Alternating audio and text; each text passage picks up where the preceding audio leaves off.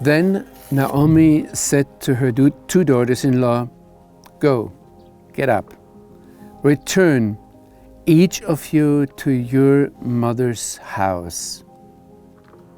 This expression, the mother's house, is quite rare in the Bible. Normally also in our language we think about the father's house.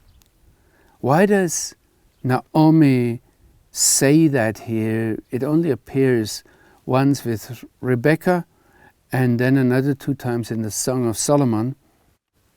It's a unique expression, something that has to be heeded to.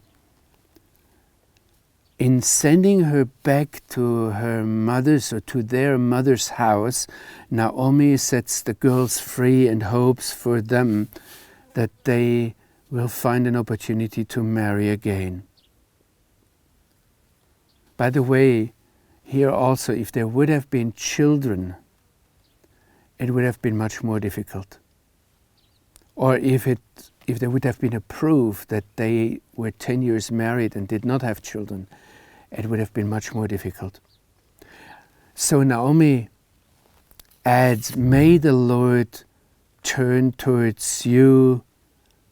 May He be merciful to you as you have been with the dead and with me." Why did they have to show grace, mercy to dead people? Why didn't Naomi say, "You were merciful, you were wonderful with my husband and with my sons and with whatever, and I hope that the Lord will be wonderful with you"? Again, I would like you to talk about these things, to ponder them, to look into them, to see them in a biblical context. There are several layers to understand this book. And I just want to hint you to one possibility. The prophet Ezekiel declares that a Israel that is separated from the land of Israel is like dead bones, dead and in the grave. And if the Lord brings them back into their country, He calls them out of their graves and makes the bones alive again, makes them bodies and alive again.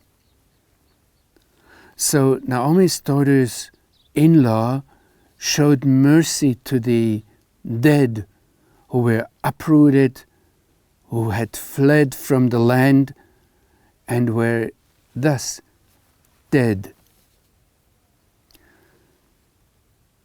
"May the Lord grant you," she continues, "rest, each in her husband's house." The blessing of Naomi here is one of a total of 7 passages in the book of Ruth where God's blessing is asked over one or more people. And it would be a whole story by itself to go through these blessings, to see them one to each other, to see the context, and to ask them also, how do we encounter each other today? And then Naomi kissed them, and all of them lifted up their voices and wept. And then she said to her, Orpah and Ruth said to her, "We'd rather return with you to your people." Naomi, however, said, "Turn back, my daughters." You as Bible readers, you underlined all the turns, the turnarounds in this chapter. So you see how often it appears here. Turn back, my daughters. Why do you want to go with me? Do I have children left in my womb who could become or might become your husbands? Turn back, my daughters. Go, for I am too old to become the wife of a man. And if I'd say I have hope, even if I would be a man's wife tonight, even if I'd bear children, would you really want to wait until they're grown up? Would you shut yourselves out and refrain from marrying? No, my daughters. Just have here in mind and go through the text. It's one of the interesting issues how old who was in this book scroll of Ruth. And what is said here about waiting, about getting pregnant again, what is said about whom and how it would be logical. It's very interesting that the thought even came up for Naomi in this situation. But she says, no, my daughters, for it is exceedingly... the question is now how you translate it. Kimarli meod mikem. For it is bitter to me very much from you. That would be, if I go word by word through it, and if I would translate it in a kind of weird English, as a translator I have to decide, do I say for my fate is much more bitter than yours, make it a comparison?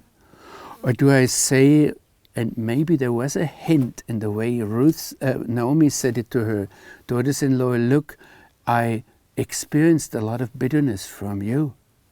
Both is possible here, theoretically. But then she at once says, for the hand of the Lord has gone out against me. So she turns away, she doesn't give any shame or guilt on the daughters, but she says it's the Lord who has been dealing here. It is one of the basic messages of the scroll of Ruth. The one true living God has everything in his hand. Nothing is left to chance. And even though this is one of the very books where it happened by chance or incidentally, this expression appears, it's a very clear message. Everything is in the Lord's hand. But this is no reason for fatalism, and certainly not for laziness. The ancient rabbis said, in view of this whole situation, Ruth has done her part, Naomi did hers, and Boaz did his part. Thereupon the Holy One, blessed be He, said, then, if they all did whatever they were able to contribute, then I will do my part. Isn't it wonderful how we see in this book how human dealings is intertwined with what God is doing, and in the end He gets His way?